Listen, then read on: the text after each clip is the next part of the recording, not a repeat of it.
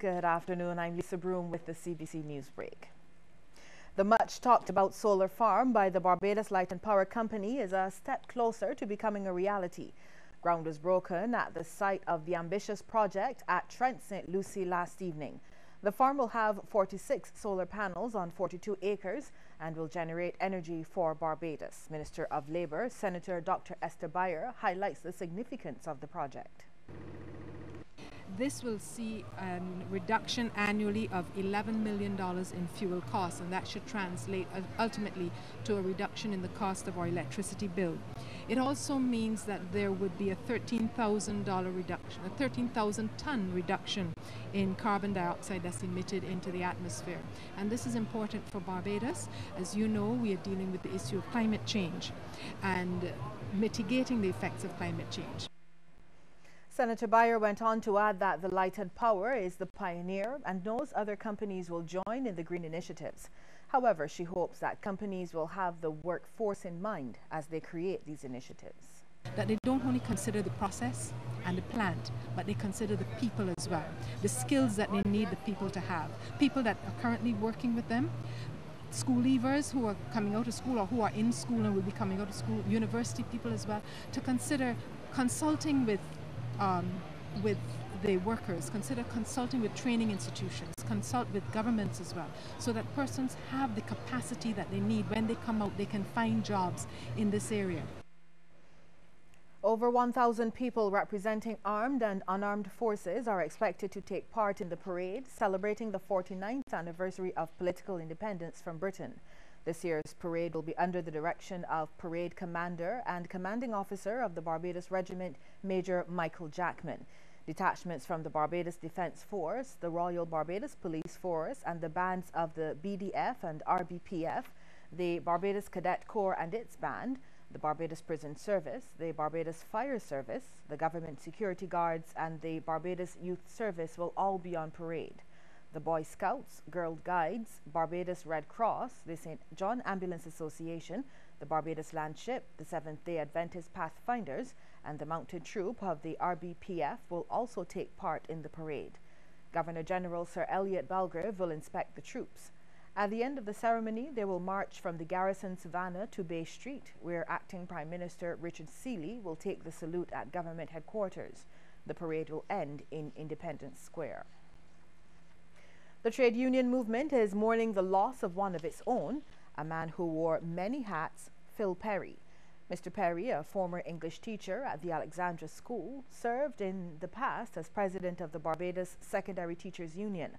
The former educator was also president of the St. James North District Emergency Organization and head of the National Council for Parent Teachers Associations, and more recently, president of the Barbados Secondary Teachers Union Credit Union.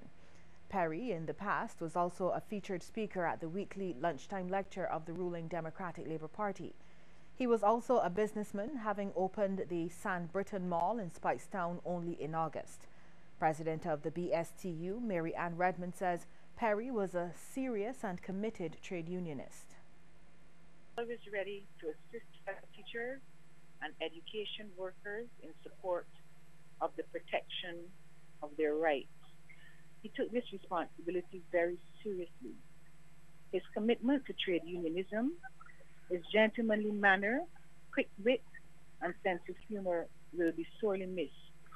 A more comprehensive statement will be forthcoming in due course from the BSTU. A St. Michael man arrested on Tuesday following a police raid in the Nelson Street, Wellington Street area is now out on bail. 24-year-old Roberto Alexander of Vine Street appeared in the District A Magistrates Court, where he faced a number of charges. 64 grams of cannabis were allegedly discovered and seized during the execution of a search warrant at his residence. Alexander is expected to reappear in court on March 16th next year, pending a pre-sentencing report. A second youth remains in custody following the raid, which also netted a Glock firearm. More businesses are starting to get on board with mobile technology as an essential marketing tool. This is according to Lincoln Davis, a mobile marketing expert with Trinidad company Marbev. He made the comments on the sidelines of a mobile marketing seminar at the Harcourt Lewis Auditorium. Actually, it's only now you really see business owners starting to take note of what's taking place with the mobile environment and really coming on board and providing a unique experience for the mobile device. And we've actually seen our clients are very excited about what's taking place, the kind of returns on investment that they're experiencing here because of that switch, or rather providing a solution particularly for mobile. Mr. Davis says the platform offers distinct advantages over the traditional desktop, especially for small and medium enterprises. If you're referring to the platform, the mobile CMS platform, the content management system, is very user-friendly of itself. Now, what we do at Mabev is really take on the responsibility of developing the mobile website, right? But empowering the user, the client rather, to make changes as they see fit as they move along and as they use the solution to really market and promote their products and services. Barbados is one of the best examples of links between trade and services and tourism in the region, but the island could benefit much more from the industry if it adopts a more sophisticated approach to the sector. This assessment from Dr. Keith Nurse, Senior Fellow at Sir Arthur Lewis Institute of Social and Economic Studies. He made the observation during a presentation on the topic Tourism, Trade and Services and the Global Value Chain in Barbados. Dr. Nurse says the industry's performance is usually measured by airlift and hotel room occupancy. However, he says not enough attention is paid to the contribution of the many supporting services and their potential to do even more. He singles out villa management as an example of one such service that is now being exported. Because Barbados is one of the most well-developed tourism destination markets, they've been able to use, because they have a certain level of critical mass and a certain scale, they're able to then offer those services in other locations in the Caribbean. If we were to actually support this as a element of the sector, we could actually, this could actually be the key element of the tourism sector, rather than the provision of services only to tourists. The state of the economy has forced business owners to change their approach to business. One of those is clothing store Henrietta's Closet. Manager Henrietta Boyce has launched a premium card for customers as a new way to link with other businesses that provide services for special events and functions. While speaking at the Henrietta's Closet One Grand Affair premium card launch in Sky Mall, Ms. Boyce says many people are attracted to the store, so the premium card will give them an advantage. To link with those persons that if you purchase your ticket from Henrietta's Closet, as long as you have the premium card, we will make sure that you can even get a little bit more off your ticket. Because sometimes you have early bird tickets, but you don't purchase the ticket at the early bird. So if you come in, you have the card, you show us the card, we would honor it and say, but we have to link all of those different persons together.